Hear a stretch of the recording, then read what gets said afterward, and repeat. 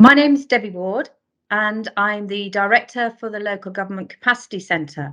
I joined Homes England a little while ago after a long career in local government, with the express purpose of trying to make sure that the agency is able to share its knowledge, abilities, and skills, bringing together the best of all we have to create a strong learning culture between ourselves and local government, to make sure that we can all benefit from the knowledge and the abilities that we can bring to building homes, which is what we're here for. The session today it promises to be really exciting panel discussion, as we're invited to join a conversation with a number of colleagues who've got a lot of experience and knowledge about the skills and capacity gaps that we're currently experiencing across the sector, and some real views about how we might be able to challenge and change that. And I hope you find it really interesting and stimulating. This session is the last of this week, and it's the first week of the first winter learning session and programme that we pulled together following on from a successful summer learning programme. We have pulled these sessions together, and the topics very much working with your colleagues across local government, really understanding the areas that you're interested in and need to know more about. And I think that's really been brought about by the fantastic response we've had and the amount of people that we've been able to reach this week. So really positive about that. Just a few moments about the Local Government Capacity Centre. This really came from an understanding that capacity and both the skills and the volume, capacity and capability across the sector is a serious challenge that we need to address. And Homes England is really committed to making sure that it does more than it's done in the past, or works in different ways to make sure that we can help address some of those issues and take some more focused look at those things that you are dealing with day in, day out. So we're looking to do that. Our mode of operation is to work with you and alongside, so a large range of stakeholders and colleagues from across the country who we regularly work with, and very grateful for all the support they give. And then finally, we have a new Chief Executive at Homes England. Peter Jenton joined us last summer, and he is absolutely alive to the issues that you face, and that the relationship between Homes England and local government needs to be really strong and positive, and indeed other partners that are out there really understanding in the localities.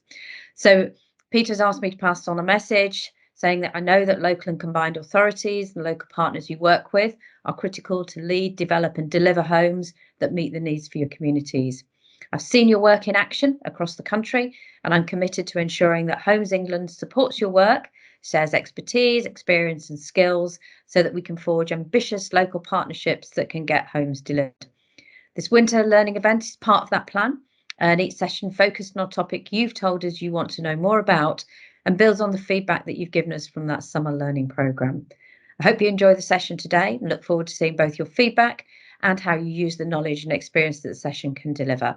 Thank you all for attending and for all the work you do with your communities to get homes built. And I think that for me says everything about today, and I'm delighted to hand on to Mike Palin, who is going to chair this session, this conversation, and introduce the panellists that we have for you today. Thank you and welcome. Thank you, Debbie. My name is Mike Palin. For those who don't know me, I'm the Exec Director at Homes England for Market Partners and Places, which is the outward-facing arm of Homes England, interacting with place and particular local authorities.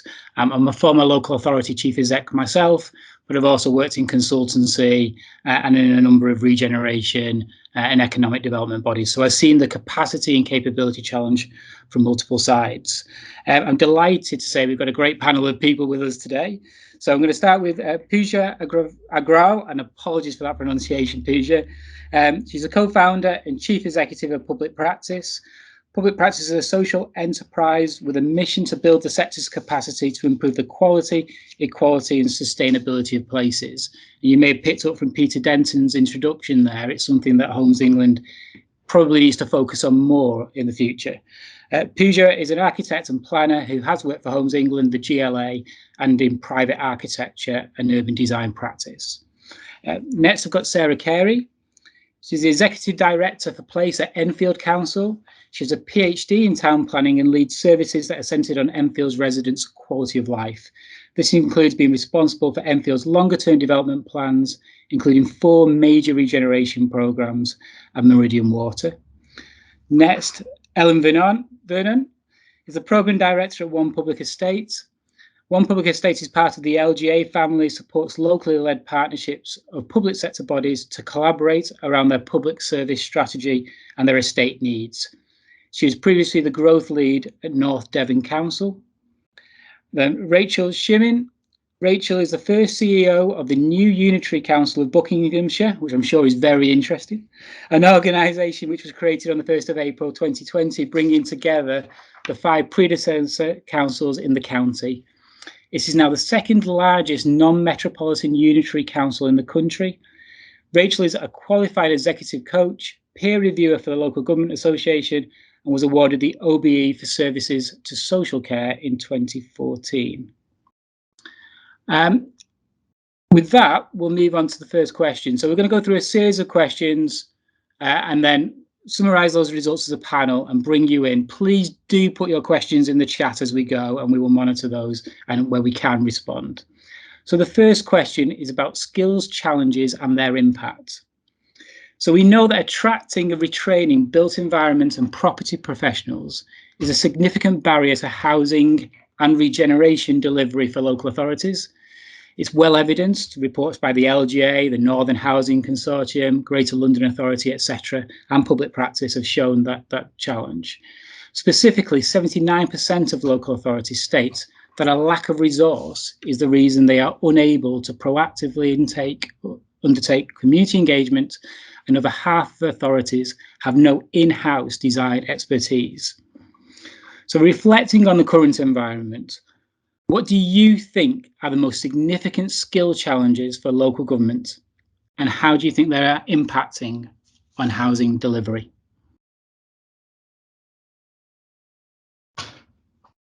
So I'm just going to bring in the panelists. I'm going to work left to right and start with Pooja, just to give us 2 minutes on her view of those challenges, and then we'll move on to Ellen.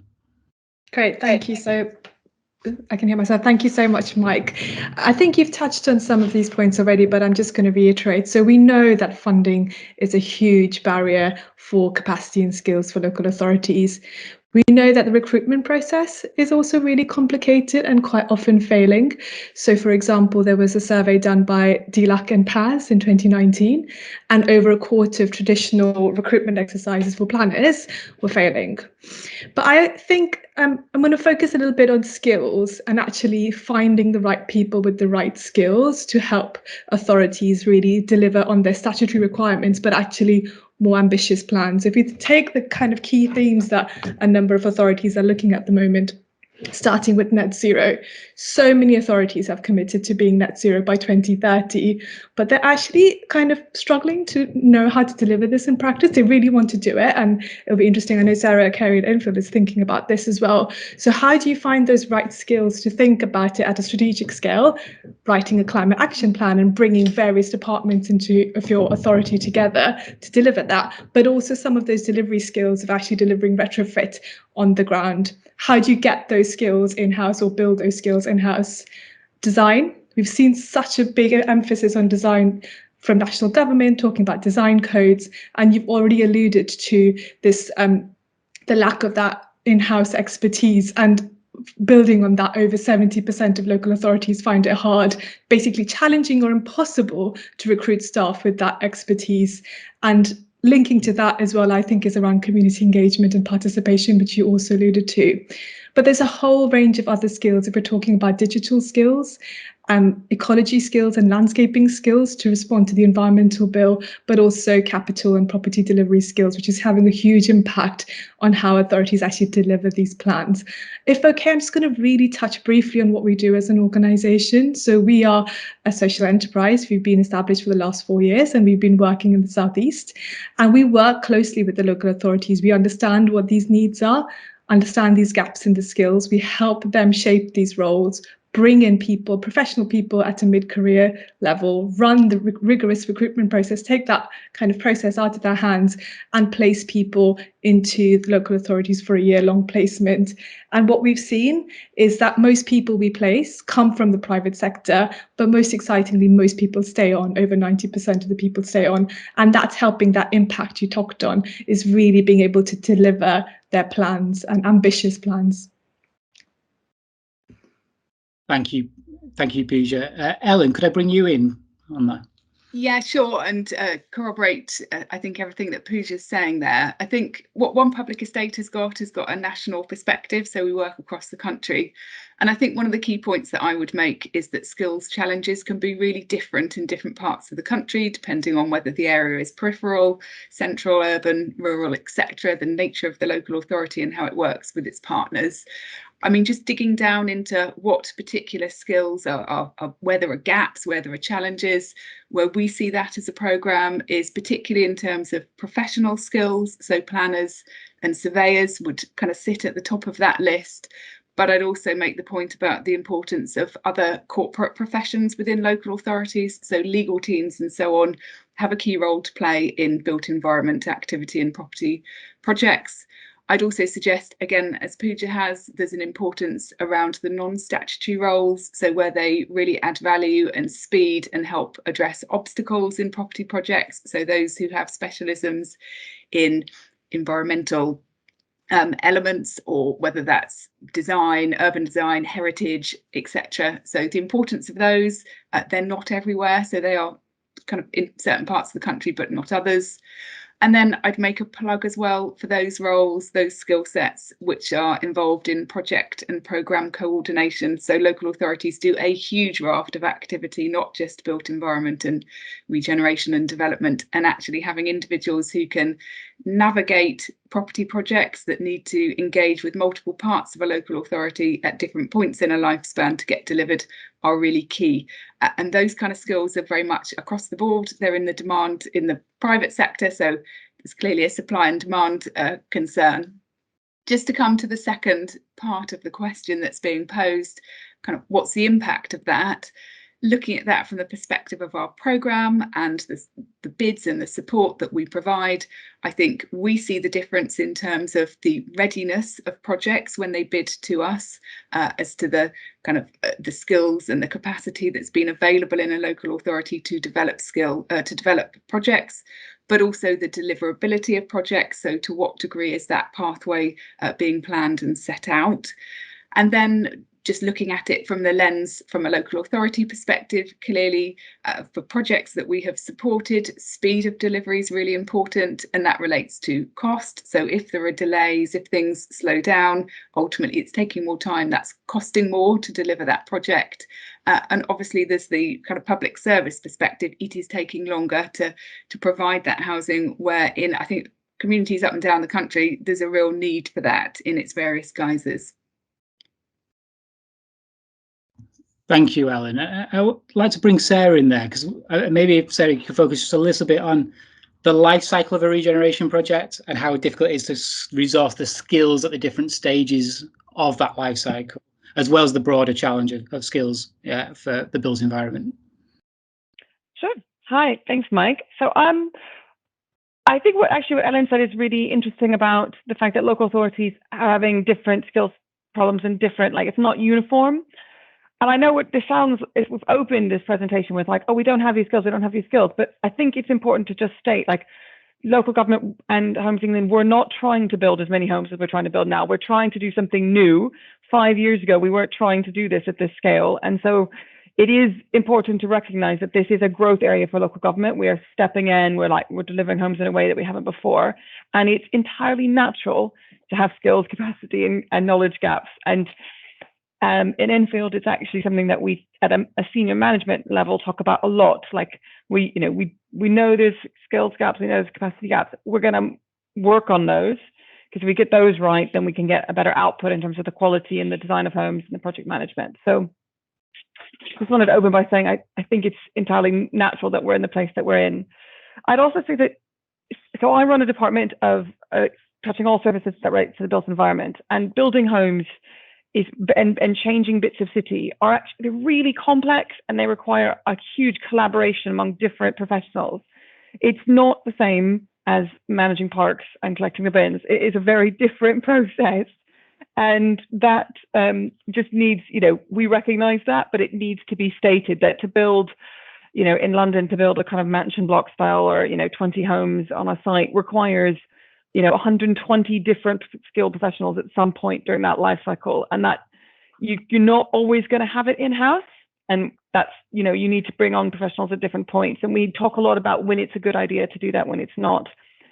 A couple of years ago, I would have said that we had real skills issues around understanding design and sustainability, but actually we've had real good success recruiting through public practice, and we do have more in-house capacity. Now, we always lean, we have a blended model of in-house and external, and we use different contracts for different things, but having in-house design capacity has enabled us to be much more fleet of foot early on in projects, and to set the kind of standards and the goals and the kind of scheme parameters, have a better basically client lead from the beginning of a project.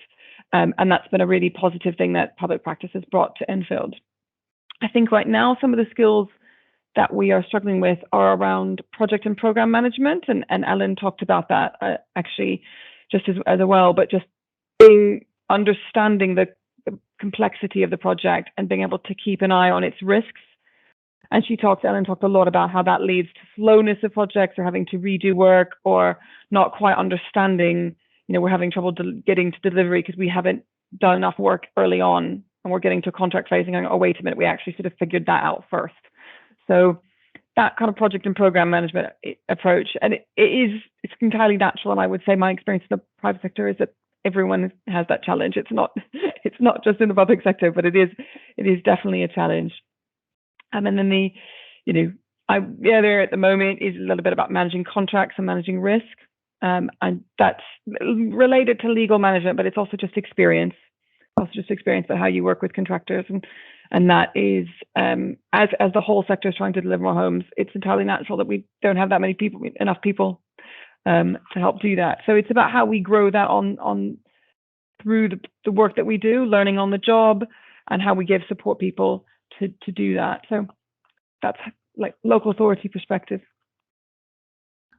Thank you, Sarah. And I think we're going to get a local authority perspective again now from Rachel, and maybe to touch on the wider environment and landscape that of trying to meet skills needs in a place-based way. Thanks, Mike, and hello everybody. It's lovely to see you. We've made it to Friday, so we're all feeling happy in the session this morning. So I just want to talk a little bit about what I think is going on in this space for us in this sector. So I think there are a number of things that are colliding together that make this more challenging, actually. One of the things that is colliding is that the impact during COVID, and you'll know this if you work in the sector, has seen us all have an enormous rise in applications.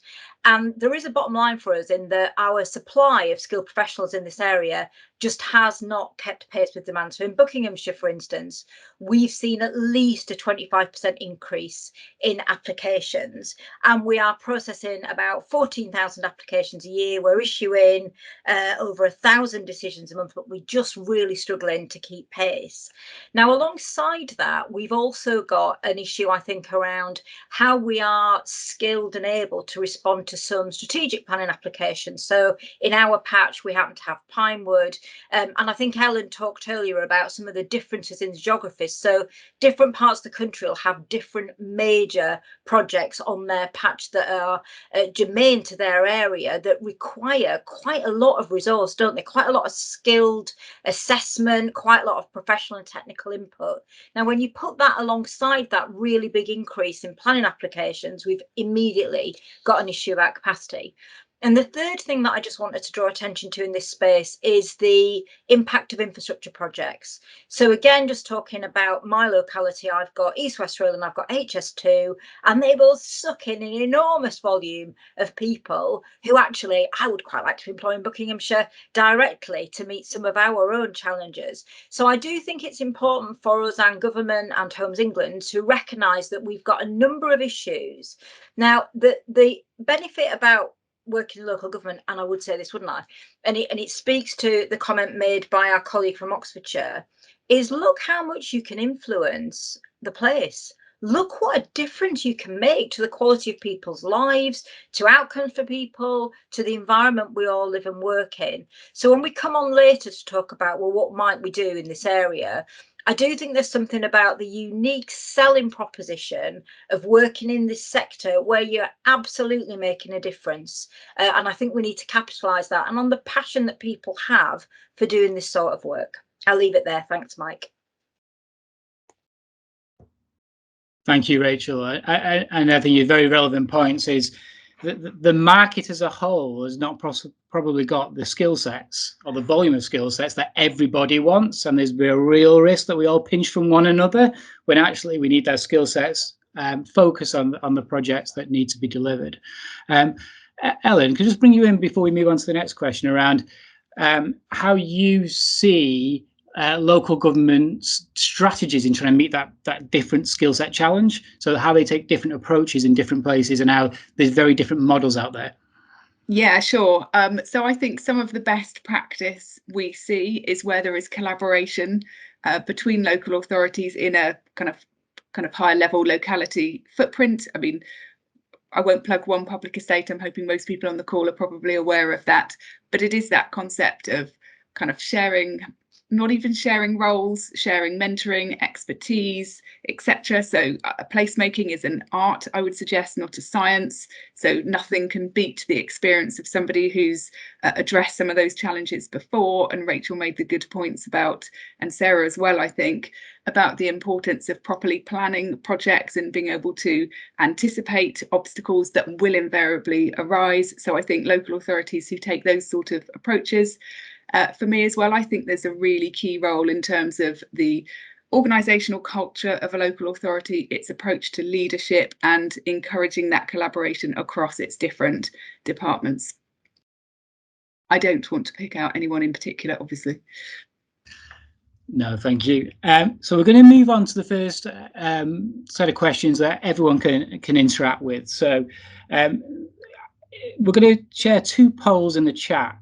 And for each question, please select one answer or add a comment to the chat if you think the option is missing.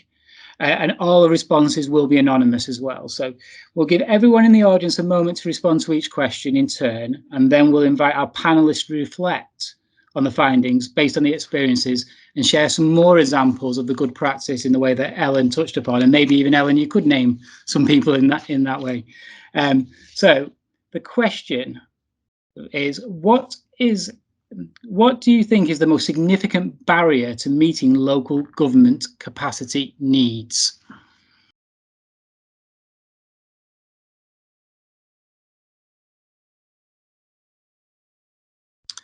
And hopefully that has popped up on screen and you're able to respond. Okay, those results are coming in. Apologies, I've just got to scroll to look at them the way you do as well. So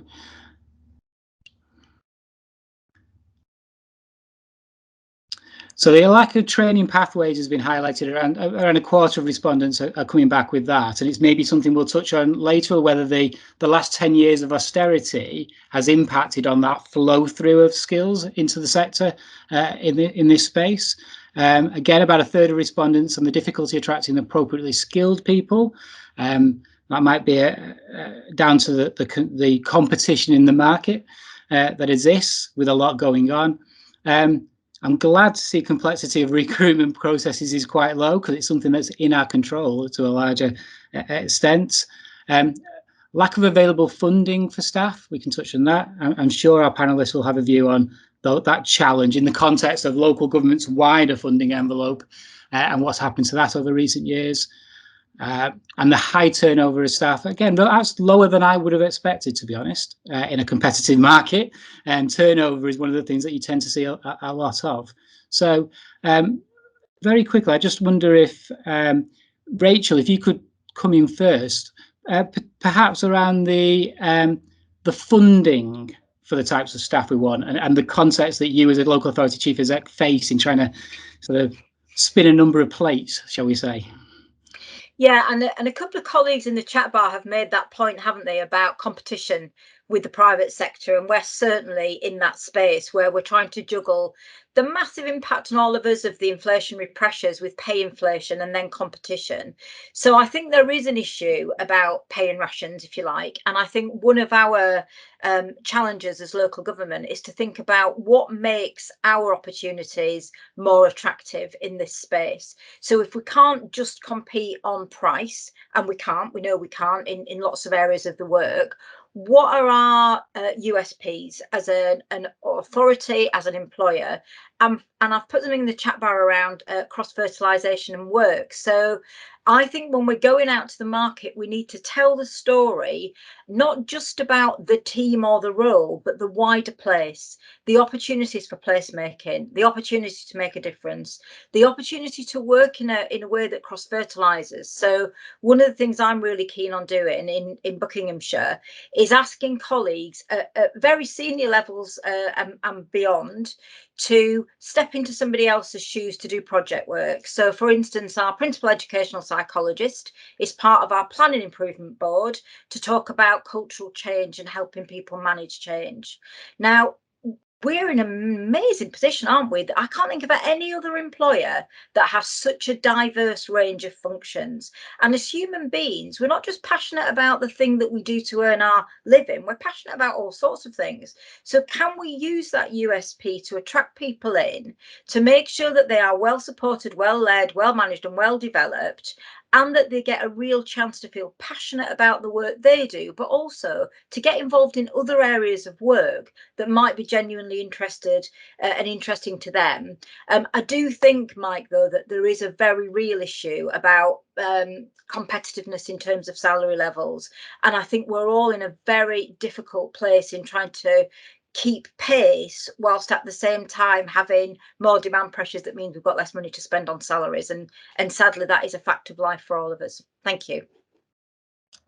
Absolutely agree. The challenge of a constrained market and what that does in a market context to salaries from what local government can respond with, it is a real challenge, and it's about selling that wider opportunity that local government presents about changing places.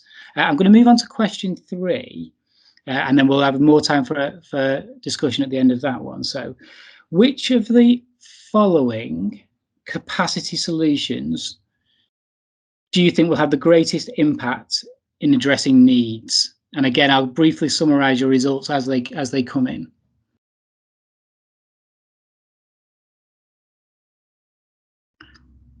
So seeing the results come in, it's very interesting for me personally to see that greater collaboration and sharing of key skills between local authorities. Having worked in a local authority that became part of a combined authority, that the recognition that actually some things are quite specialist and they're best pooled to get economies of scale and scope was a conversation we had on a regular basis and didn't necessarily always agree with at the strategic level we should do. Further training for existing staff, I think the sort of continued professional development in this field is really important, because we increasingly expect people to do multiple things that were once considered quite specialist, I would imagine. Placement programs will always help, and I think sharing best practice coming out quite low, but I would say this is a space where we absolutely should be sharing best practice far more, because there's a lot of learning, there's a lot of institutional memory in our sector that doesn't necessarily exist in central government, and if we were to share some with them, they might learn about how to get things done in a more effective way. Pooja, can I just bring you in to reflect on those results? Absolutely. I think the collaboration and sharing of key skills between authorities is completely, it's so important. And one of the things we're able to do at public practice is create those networks and communities. So when we place people, we place a cohort of 25 people every 6 months for a year. And what's amazing to see is how they share their knowledge and skills across that cohort. But what's even more interesting to see over the last few years, as we've grown the number of people we've placed into the Southeast region, is that they're all sharing learnings between them. And Rachel touched on this before in terms of that kind of experience and sharing that experience with each other.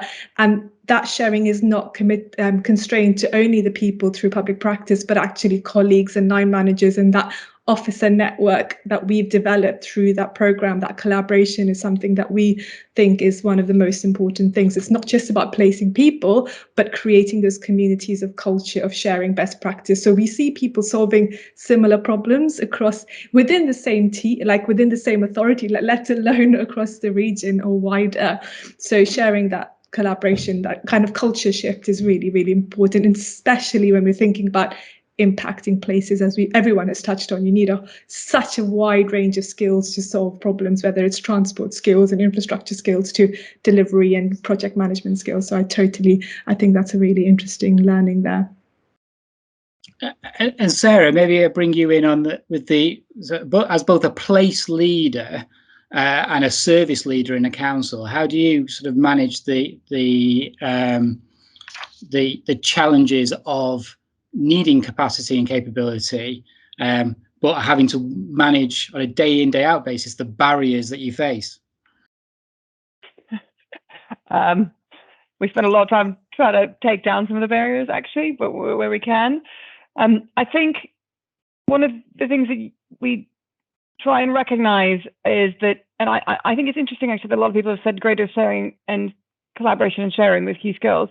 I mean, my experience at Enfield is that we're so busy trying to deliver what we've got that actually collaboration and sharing requires a level of coordination resource that we actually kind of don't have at the moment. I mean, stepping back a bit, Enfield Council is running a kind of, a medium-sized housing development program. We've got about 3,500 homes we're trying to build over 10 years. If we were doing that with adjoining boroughs, we might have a better kind of overhead approach. Like we might have better overall team that can deliver faster because you're trying to find the right size of the organization to do the work.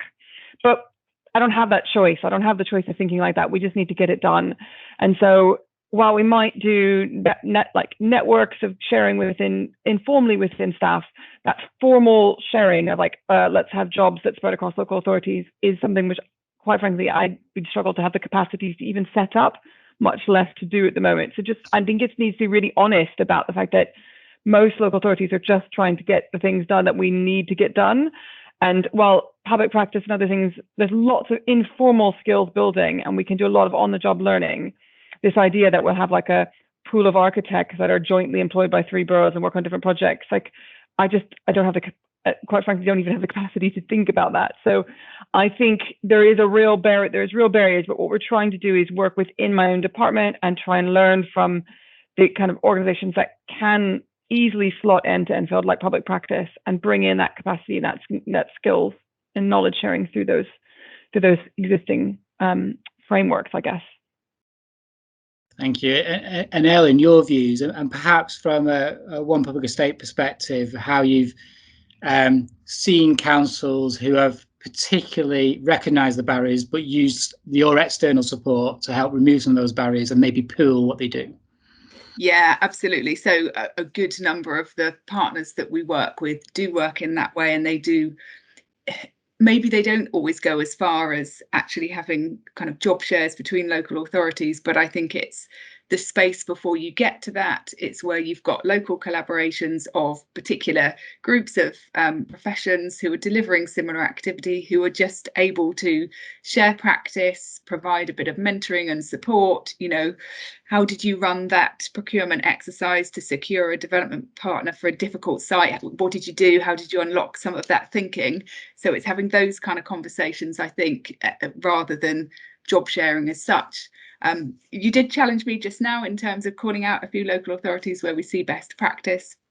So as mentioned, loads of probably most of the partners that we work with do benefit from our support. So we have either now or historically funded programme coordinators across local authorities to help deliver and coordinate and join up some of this sort of activity.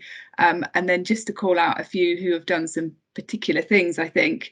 So a shout out, I don't know if there's anyone on the call, but we work in Cumbria. So Cumbria chief execs are very closely involved in the One Public Estate programme, and we found that's really important in terms of senior leaders have seen the importance of collaboration and sharing and driving property programmes. Waltham Forest have been on the One Public Estate for a long time. They're a single London borough. But what they have done is to invest in some internal resource, essentially as a bit of a loss leader model to start with. And what that's enabled them to do is to deliver a number of estate efficiencies, reduce running costs, receive capital receipts in, reinvest, and so on. So they've taken that approach to kind of building capacity over a period of about 5 or 6 years. So, and I think the point I'd probably end on from me in terms of this question about capacity solutions, we've talked about lots of different options. It's about having that multi-stranded strategy. So there's short-term opportunities around collaboration and sharing knowledge. There are medium-term solutions about upskilling key existing staff, and really pleased to see that came up quite high in the poll. And then longer term, we need to be addressing the structural issues, and absolutely the points that Rachel was making about pay and conditions. And I think one of the things I pick up from the industry, from colleagues and partners generally, is historically local authorities, private sector and public sector was seen as having a different employment offer. So yes, salaries were lower in the public sector, but other benefits came with that. So flexible working, a sense of being involved in communities, for example. The private sector have realised that and caught up. They're competing. So they offer much better terms and conditions for women, for example, and maternity leave and flexible options for everybody. And actually, so therefore the public sector has got to compete on both those counts, and it's absolutely about setting out what is different, what is unique, what's attractive about working in the public sector environment. Extremely interesting. The one impact of COVID is that a number of the large consultancies, which local government would differentiate its offer, have actually moved to a far more flexible way of working, which was the pitch of the public sector previously, and that's now presenting a new challenge. I just wondered, with Rachel, if you could just reflect on being the local authority chief executive, how you've got to meet the capacity challenge and the things you do to try and remove those barriers so you can meet the capacity challenge in new ways. Yeah, sure. So there's a few things that we've tried and have been successful. And I noticed a couple of comments in the chat bar around mass exodus and colleagues sometimes not responding until it's quite late on. And I have a slightly different view, which is I think lots of councils are in the space of doing the analysis of workforce and services where there are difficulties in recruitment and capacity. This area is one, legal is another, and Ellen referred to that earlier, social work is another. There's a whole host of different professions that we know we've got these shortages in, and one of the things that we're doing is cross-fertilizing. So where we've had a recruitment activity that's worked well in one area, we are making that happen in another. So a couple of good examples, practical examples. We do a try before you buy kind of approach for recruitment across lots of areas, including planning, where we get people to come in and have a chat and talk to the team, so they get a real sense from people who do the job about what it's like to work in Buckinghamshire. Because it's often scary, isn't it? Moving employer, you don't quite know what you're going to. You think it might be all right, but you quite like a bit of comfort. So we are trying to do that in a way that's really positive for people. We're also making sure that we've got, where we can, kind of skills academies. So we've got something called the Knowledge Quad in one part of the council area, based on the site of a secondary school build, working with the developer, linking in with our UTC and our college group to make sure that we are developing an academy model that we can then put onto other sites and encourage people to use that. And then we've also got something that we do in the social work bit of the house called Assisted Year in Social Work Education, which is a kind of year-long intensive support for newly qualified people. We're looking at rolling that out in this area of work and also in legal services as a kind of protected, supportive space for newly qualified colleagues to really help them develop their skills and knowledge post-qualification for a year, and then look at a role with us permanently, because we know we're always going to have those roles. So, I think the idea of doing something that's really practical to try and attract people and retain them is so important, especially, Mike, as you say, because everyone's in the flexible workspace now. So, what is our new USP, if you like, that is going to attract people and keep them with us? Exactly that. It's one of the challenges we currently face in Homes England is how do we, and someone's put in the comment there, how do we compete with the the volume house builders. Well, some would argue Homes England have been like a volume house builder for a short period of time. So how do we actually differentiate ourselves in a way that people see the added benefit of working in the public sector when their skills are in equal demand in the private sector? I'm going to move us on to just question 4 now. And question 4 is just it's not going to be it's just a panel discussion. But the question is, what are your reflections on how we can diversify and develop more equitable pathways into local government? And how do you think this may change the way we currently work with partners and collaborate? So we've already touched on some of that. And I might just ask another question, given who we've got on the panel, that you might want to reflect on is, do you think government is recognising the challenges that the sector faces in this space? And I say that from a very useful to me to know, because I'm having that conversation on an almost daily basis with the department at the minute. So can I bring Ellen in first, perhaps, on this question? Thank you. So yes, I do think government recognise the challenges, but I think the challenge for the sector, and I'm saying this very much with an LGA and local authority hat on, is it's about us devising the solutions to that. We know our sector, we know our communities, we know what we want to deliver. So I think that would be my point around that. I think responding to the question about diversification, I think what the sector needs to do is to take a leaf out of the book of some other industries. So let's think about accounting, law, etc. Let's stop the pursuit of graduates as the sole, and not everybody will be doing this, but let's think more widely than just pursuing graduates. Let's think about school leavers, those who are finishing BTECs, T-levels, A-levels. How can we kind of work better with where the education market is, recognising that there are huge challenges for many individuals in terms of funding themselves through 3 years of university anyway. Let's be smart, let's provide another offer. How can we provide a pathway into some different careers?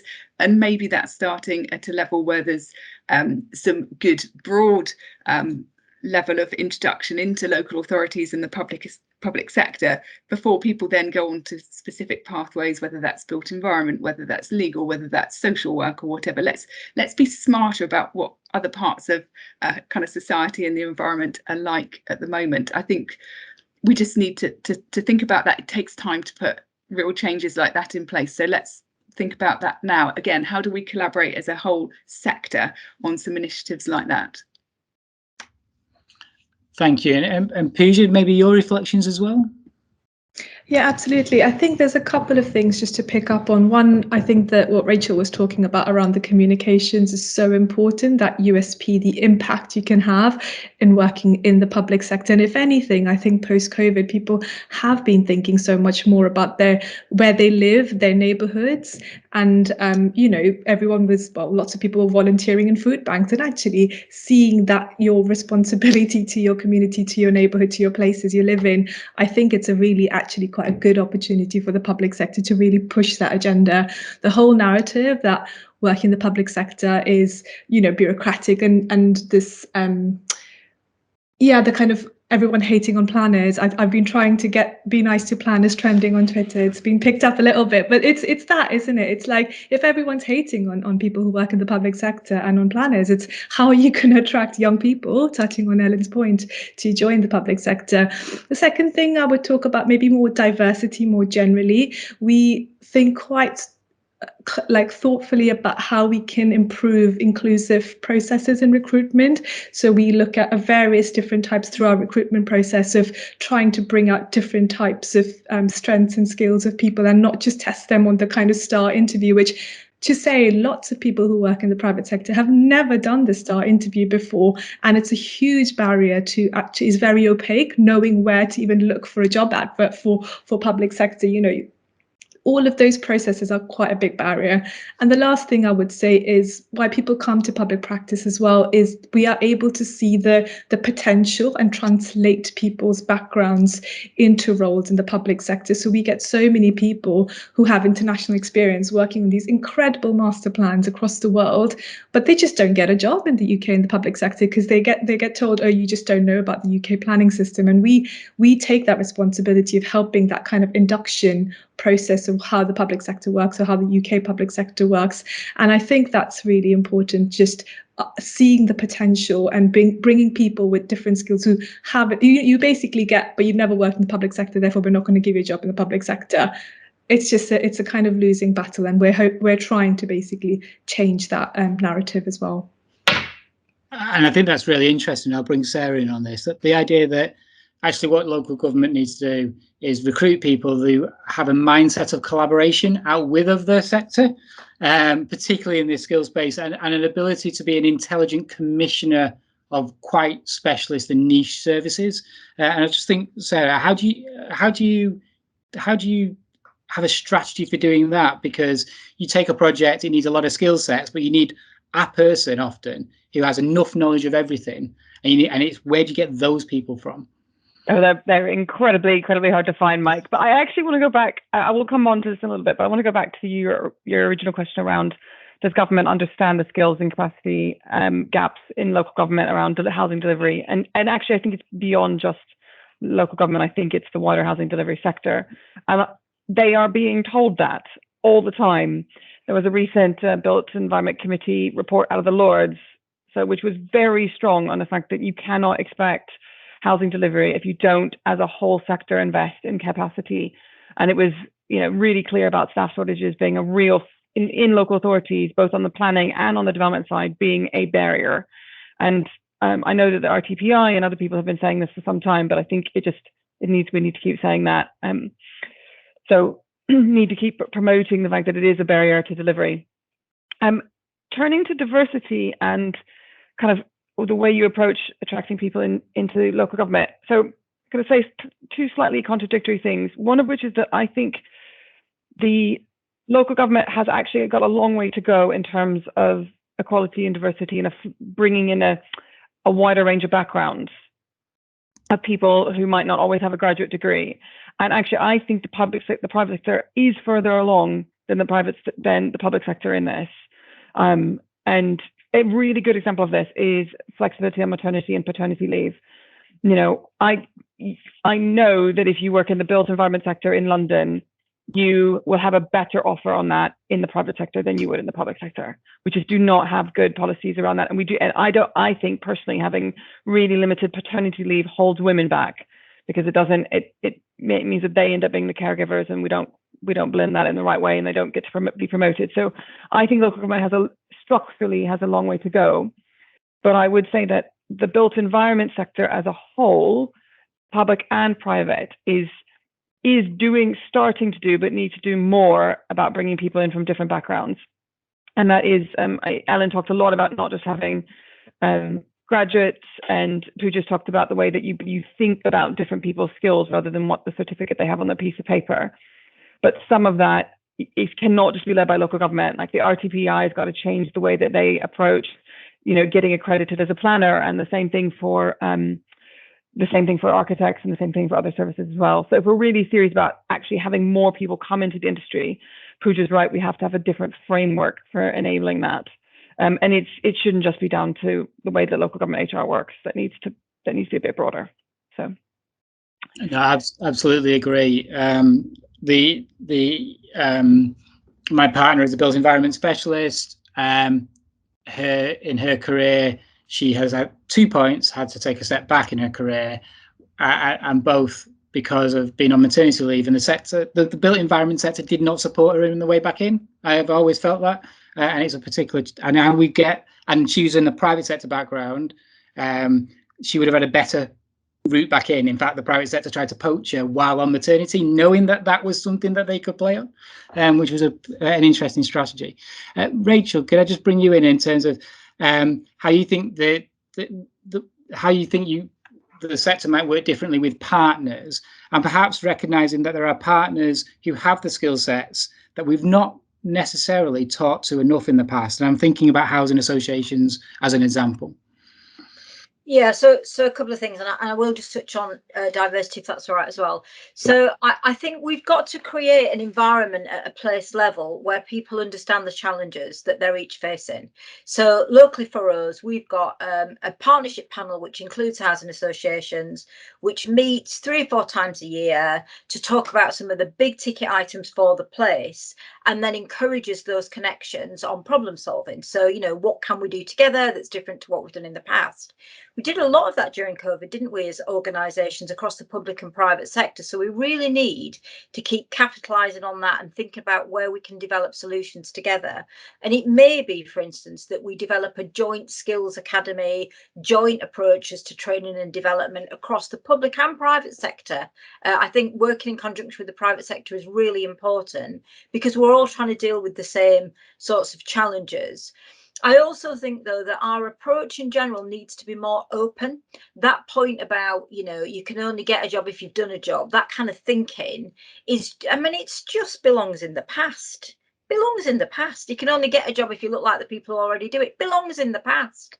So I think we've got to be really passionate in our commitment to recognising equality and diversity in its broadest forms. So both in relation to equality linked to protected characteristics, you know, how do we as organisations send a really clear message about how we are open, about how we recognise and value diversity, about how we support people from diverse backgrounds? I think that's really critical in these roles as with any other roles. And, you know, if we don't do that, we do that at our peril, because it's the right thing to do, but also because we're missing out on some fabulous people who just don't feel comfortable in approaching us or don't think that our roles are for people like them. And that, again, belongs in the past.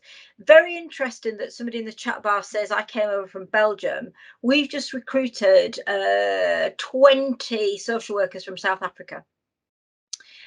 Now we've learned a lot from overseas recruitment because it, you know, us and others crashed and burned on that a number of years ago. So we've applied our learning and done it much more successfully. Now there are issues, ethical issues, of course, about pulling people from other parts of the world into our shortages. So, you know, don't want to ignore that. But that notion of, okay, what are your behaviours? What are your skills in general? Do you understand this world in this situation of housing and planning? Okay, what's transferable and what is the gap and how can we help you meet the gap? That willingness, I think, is really critical, as is apprenticeship models, kickstart models. And your question, Mike, about does government understand? If there was one message that I'd want to feed in to government at the minute, it's do not end the Kickstart programme, because the Kickstart programme is providing a route into employment for some of our most marginalised citizens who just struggle to get a foot in the door. And the capability that you develop in the organisation of almost having a Kickstart mentor, somebody put in the chat bar, it's all very well having new people, but someone's got to support them. But actually, if you build up this bank of people who become skilled in how to help people enter employment, build their confidence, position themselves well for the job market. Let's not forget, we've got massive shortages of people in every industry pretty much now in the country. Let's use Kickstart really positively. Let's get those people from Kickstart into an apprenticeship. Let's think about whether we can do far more on the job training. If we've got a qualification that now takes 2 years, why can't it take 1 year in a compressed form with some additional training? So I think we've got to think very differently. We've got in our county something called the Skills Hub, and I was just having a look at it while we were talking. And on our Skills Hub, you can click and you say, I am a school leaver, I've been made redundant, I'm a graduate, I want a career change, I've got special educational needs or disabilities. And it connects you into a series of resources to encourage you really to think about how you get a pathway into something. And I think just thinking in a really different way about how we go out and get people, and not having too narrow a focus on the person must look like this, they must sound like this, they must only ever have done these things. We will not get very far very fast if we keep hold of those old-fashioned and outdated attitudes, in my view.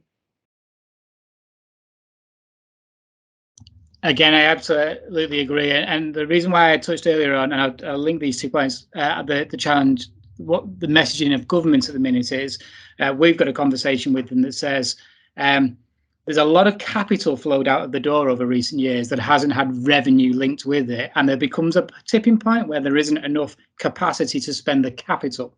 So how do we try and solve this problem? But another message that we're playing in is that because the supply of people into the sector to spend money has been reduced over recent years, and you've got the opposite end, a cohort of individuals leaving the sector, how does that experience get passed on? So I wonder, Ellen, if you just reflect on and I'm sure there'll be some comment on this, is how do we ensure that the skill sets for delivery that exist in the sector are passed on to a new cohort of people coming in, when, being very honest about it, there's been quite a big incentive for people to exit the sector, particularly local government sector, in the last 4 or 5 years?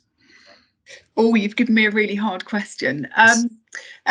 I think I have to revert to my mantra, which is about collaboration, isn't it? And it's about having the organisational cultures that encourage sharing of knowledge and, you know, join up across teams, and whether that's from the perspective of a local authority with all its disparate departments and work that it does, or whether we're talking about the locality basis and kind of different partners coming together to do that.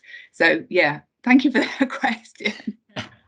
I think it's a relevant topic area, because the analogy I've used in government is the lorry driver situation that occurred last year. You've got quite a workforce that is relatively aged, and they're all exiting, but you didn't think far enough ahead of the supply back in, and we're now suffering from the supply challenge back in.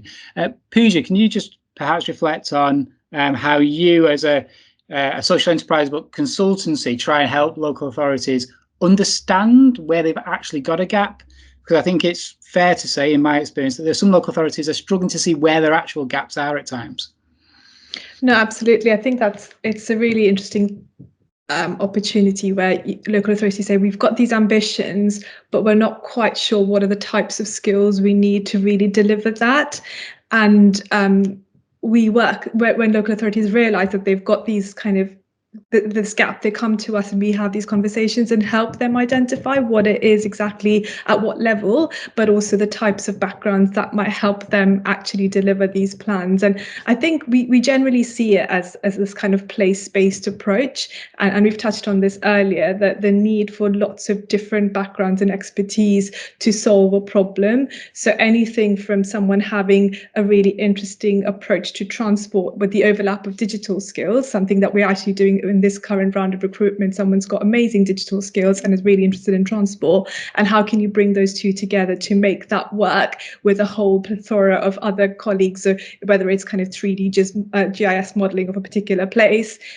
We're able to sort of identify those opportunities from my experience of what we've seen in work in different authorities, and then to be able to actually write that right job description, to be able to attract the right person. That seems like kind of just quite small, but actually a really big barrier to be able to attract the right person is actually being able to communicate in a language that is accessible to people who haven't worked in the public sector before, about why this role is exciting, interesting, and transferable to their skills.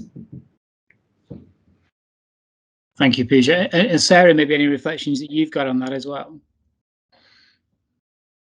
And trying to bring in capacity from outside to support you, and getting the right types of capacity to deliver the ambition. I particularly from, again, my experience in local government was I had a series of members who wanted everything to be the priority and had to have some very honest conversations. Was, I've only got this much capacity. The thing that is your biggest priority is the least deliverable. Where am I going to put the capacity? So how do you perhaps manage that expectation of your members in wanting everything to be delivered? Often by telling them quite bluntly how much it's going to cost and would they like to cut some children's services workers to fund it. So, like, you know, because we are trying very carefully to balance our budget, and we have those budget conversations and those priority conversations as a team, as a collective team. So it's not just about what the police department can do, but, you know, we have a budget that's shared across the council. And so we often frame things in, you know, in a wider set of priorities, not just within my department. And I think that's helpful. But there are areas where I think it's really important to blend external expertise into what you're doing. And, you know, I do have pockets of officers who think I've got to do this myself entirely. And actually it's something that which is a little bit different from what we normally do. It's a political priority. Let's go find someone who can help us do it. And let's find the right way of sharing the risk in that so that we get really good advice on it, or really good delivery on it. We've got a really, couple areas, we've got a really good partnership with consultancies where they're working really embedded in the teams, and we're getting a lot of learning out of them as part of that process. You know, we're getting things done, but we're getting the learning out of them as well. And so we are finding ways to make it work. But yes, it does involve difficult conversations with your political counterparts as part of the job.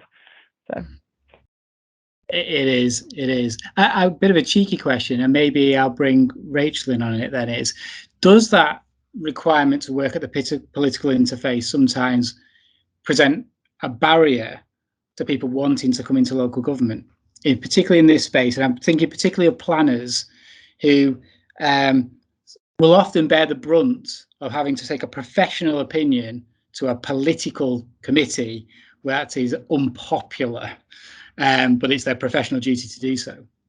Well, it can do, can't it? And colleagues on this call might well have direct experience of that. My very strong view on it is that it's our job to call that out. And I would expect planning colleagues and any other colleagues to be very professional and very objective in their view, but I would not expect members or members of the public to treat our staff in any way that was disrespectful. And, you know, I'm very, very happy to call that out, and I expect my managers to call that out. It clearly, you know, it involves passion, this stuff, doesn't it? People are so passionate about where they live, and sometimes that leads to inappropriate use of language, behaviour towards others that we wouldn't expect.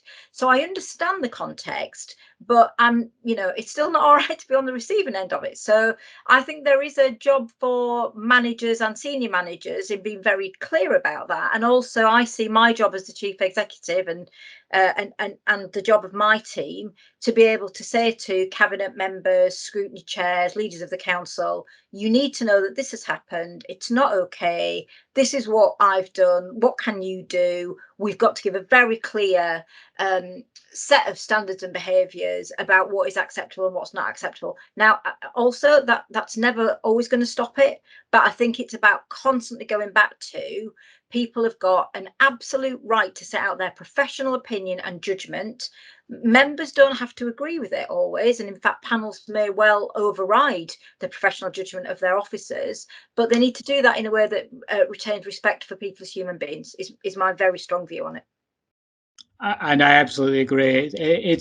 There's a bit of myth busting required at times as well. It's almost to remind people coming into the sector that those circumstances where it gets very tense are often limited, and they can be the most difficult planning applications. And the vast majority of the time, there's not 2,000 members of the public in the room, all objecting to an application.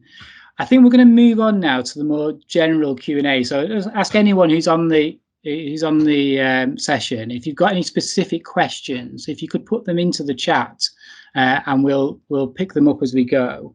I'll just begin with one that's already been posted. Apologies, I'm finding. Oh, Sarah, do you want to come in? Yeah, there was an interesting question in the chat about, has anyone outsourced council housing development by joining a consortium or setting up a JV, and then how do you manage that, and with what kind of how you set it up? And it is something that's worth looking at, but particularly for council housing, the requirements of social tenancies and the requirements to work within the HRA funding make that quite difficult to do. It's not impossible, but you've got to be really careful about how you set that up.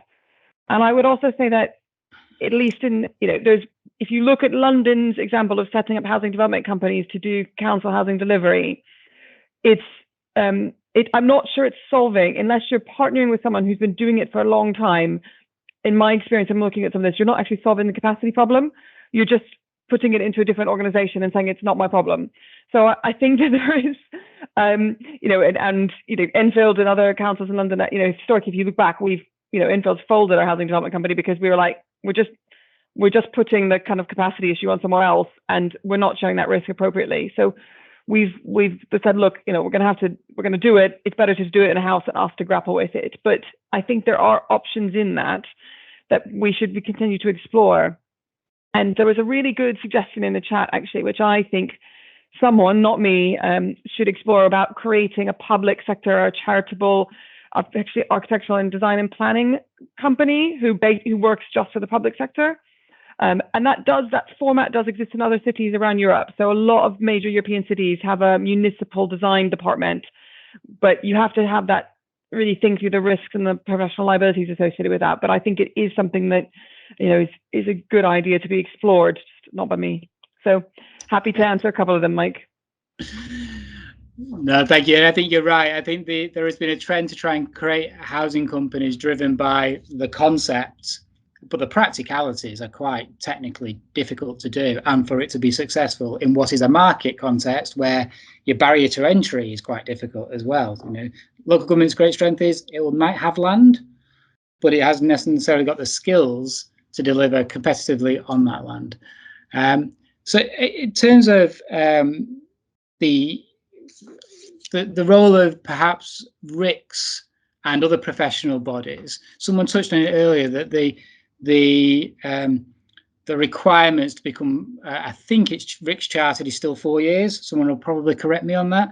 But could someone perhaps reflect on whether we need to change the professional bodies in some way to help get that better flow through of capacity and capability into the sector? I'm assuming, Sarah, I might bring you in again, because I'm assuming you will be chartered by somebody. I'm town planning, so RTPI, and I have to say, when the big push on government apprenticeships came out a couple of years ago, and the RTPI was like, we don't do planning apprentices, we all of us in the sector went to the industry body and said, what are you doing? We need planners. Why are you not saying why are we not doing planning apprentices? And now they have a planning apprentice route in. But I don't think they do, in my personal view. I think the RTPI is improving and it's doing great, but I don't think they do enough to encourage people shifting careers. So if you're becoming a planner after being an architect, or actually being a project manager, being something else, that is actually, there's not an easy route in for that. They said you have to work as a planner for 10 years before they'll consider it. And that just feels a bit wrong. Like, we have a capacity issue. We should be finding more ways to do routes in. And I don't know all the other professional bodies in any level of detail, but I think they all understand this problem. But, it was a real eye-opener that, like, quite a lot of us had to shake the RTPI and be like, no, you need to do this, because it just intuitively, they were like, nah, we'll keep doing what we're already doing. So that kind of, and I think that push is coming from within inside memberships these days. We all know we need more of it. Let's work on it. So I'm avoiding talking probably there about RICS and some of the issues that the members have been raising over the last 18 months. But Pooja, do you want to come in?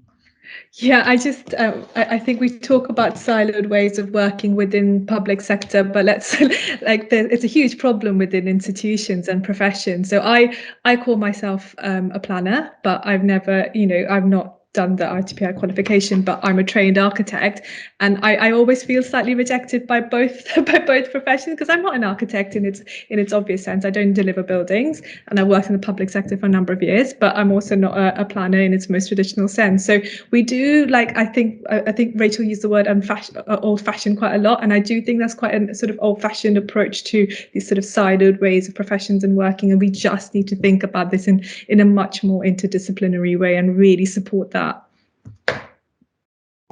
Absolutely agree. And that interdisciplinary approach, particularly important for local government, because you end up with that multitasking challenge across the life of the projects and across different projects at any one point in time. I've just put a question into the chat, and hopefully people will respond back. But it's more specific about Homes England as a national body charged with increasing house building.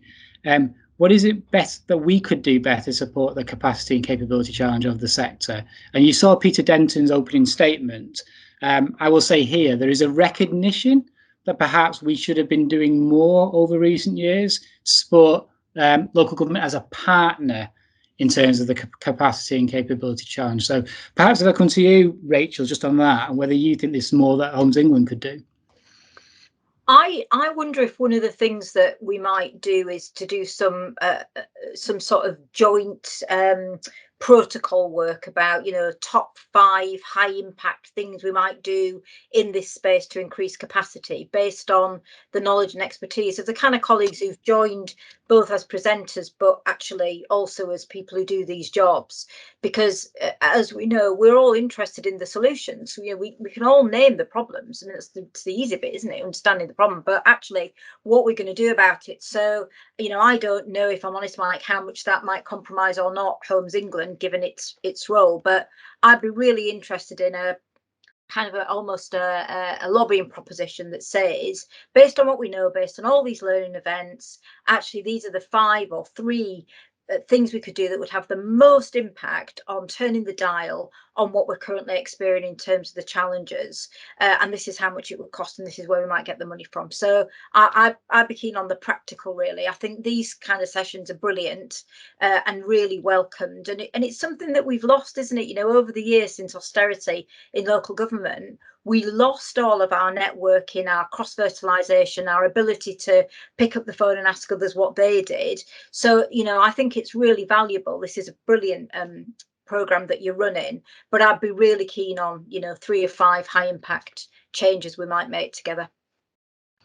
No, I agree. Where we just very quickly, we're trying to model a new way of working with the department called a policy delivery partnership. Whereas a delivery body, we say, no, your policy needs to be aware of these things. We're not trying to tell you policy, because that's not our role, but delivery isn't happening because of A, B, C, D. Therefore, policy should respond to it. And the intention is to be a bit of a more mature conversation. So I think, Ellen, can I just maybe bring you in on how you think Homes England might better support capacity and capability, but not just because there are others out there available to support that capability and capacity. And how do we work as one collaborative, I think, is the challenge ahead. Yeah, sure. So I think for me, the approach to any problem, any challenge, is to properly understand it in the first place. So I think for me, the approach would be to, and lots of people have been kind of picking up the comments and thoughts about collaboration, but it's working at a locality level with those partners and stakeholders who are kind of involved in a similar vision, so at that sub-regional level effectively, and really unpicking what are the particular challenges and needs. As I started at the beginning of the session, there's a lot of variability across the country depending on the kind of economy, geography, key projects that are happening and so on. What is the particular approach that's needed in any footprint to address that? So I think having that conversation and thinking about really specifically what's needed, working up an action plan with local authorities. Where are local authorities or collections of local authorities bidding, particularly for large amounts of funding to deliver stuff? How can some of that be kind of synchronized and understood collectively? And again, colleagues have made really good points about there's been a bit of a dearth of revenue support from government. Let's make a stronger push for that in order to deliver what we're looking at. And we know the kind of revenue is constrained in government, but let's make a really strong pitch about that where that's needed. And rather than just the headline, we need revenue to do this, let's be really specific about what for and to deliver what and by when. And I think Homes England being part of those conversations, we've got LEPs, we've got One Public Estate partnerships, we've got combined authorities, we've got other different groupings of local authorities, you know, health and care groupings. So we've got quite a good network of different partnerships and such activity. Let's look at where that connects together. Where's the sort of coterminous element of that at a locality level, and have some of those conversations. No, I agree. And it's about understanding the local capacity, capability, need relative to the local ambition. So there has been perhaps an assumption made in the past that, well, everyone needs this. Well, actually, many places will already have elements. It's about filling gaps as we go. Perhaps, Pooja, I'll bring you in on that. I was going to bring Sarah in, but I remembered that technically London is not part of England under the RDA Act, which is sorry, not the RDA Act, the Housing and Act that creates Homes England. It technically means that London is not part of England in our mandate, which is quite bizarre. But I'll bring Pooja in. In terms of how Homes England can support more generally, but also working with the if you like, the portfolio of organisations that are out there that can provide more support. No, absolutely. I think where you have a really interesting position is you have the convening power. Obviously, you have the funding power, the brilliance of working in public sector, but you have this ability to connect as well, national government and local authorities. And I think that's a really interesting position that you sort of position yourselves in. So how you are able to connect those dots more and feed back some of that learning of the barriers you're facing on the ground back to national government in terms of shaping that policy. You touched on that before, but taking that as a more interdisciplinary approach, and sometimes that kind of seeing the housing, the emphasis on housing being a much wider variety of skills required to deliver housing. I think that kind of connection of placemaking, sustainability, transport infrastructure all being connected, I guess that would be my sort of push. And I was being a little glib with that comment because I thought I'd found a neat solution to a legislative problem, only to be told that London was not part of England under the Act. But Sarah, do you want to come in as well? And perhaps what do you think an arm's length body of government could do that might support what you're trying to do on the ground? Yeah, well, so in London, because I don't historically, there's a couple of organisations which really help with learning and development in the built environment sector, and one of them I put in the chat is Future of London, and I'm not. It's most London boroughs are part of it, but so are most housing associations and quite a few of the big private sector suppliers. And it does is a mentoring and a learning program, but just does also a lot of networking and skills sharing, kind of different research projects and things. And I know they're looking to expand that model to other places outside London. I think they've got a Future of London in Manchester right now, which they need to rename as Future of Manchester. But it's that kind of, but that got off the ground with GLA money. So it got off the ground with government sponsorship. And I think there might be a place for some of the regional development agencies or Homes England to kind of really invest in that, because it's an umbrella that we can all then be part of. And I think it's really similar to what's happening now with public practice. So, which is a different approach to capacity. It's placements, and it's about bringing more people into the industry, not just upskilling them. And that is something which I'm really pleased Homes England is looking to support. Absolutely, it's as if you're reading my script, because there's an absolutely brilliant segue to what we're touching on at this point, which is around Homes England are announcing a partnership with public practice, sponsored with the department supporting that as well. So if you're interested in finding out more about that, what that means, you can sign up for a session next Friday, where Pooja will talk more about the programme and next steps. So I think, Pooja, are you just going to come in and touch on that now? Yeah, it's going to take a much deeper diver approach to how we work, but actually hearing from officers themselves from a variety of different skills and how they've worked over the last few years to kind of solve that placemaking impact in their local authorities. So yeah, we're going to take a much more kind of detailed view, look at particular case studies, and then talk about our kind of next phase as public practice is going to grow nationally this coming year, which is very exciting. And we will be launching a consultation phase, a survey as well, and would want to use that evidence. We've talked about that earlier. Different places have different needs and different skills requirements. So we want to understand what that looks like, where is the kind of biggest needs, and then respond to that in the coming year and years. So we're in a really exciting place at the moment. And again, I'll push that we're going to have another session next week. And if anyone wants to sign up, they can contact the team here at Homes England. We'll be able to link you through. And I'm sure there's a link will be in the chat as well. Can I just thank Pooja, Sarah, Ellen, and Rachel for their contributions today. I think it was a good session. I really enjoyed that session. I've got to get in a wave there as well. And just thank everyone for their attendance. And hopefully it was useful. Hopefully you'll feel that you want to participate in more of these sessions in the future. It's something that Homes England wants to extend. And again, just thank you for your attendance. Thank you now.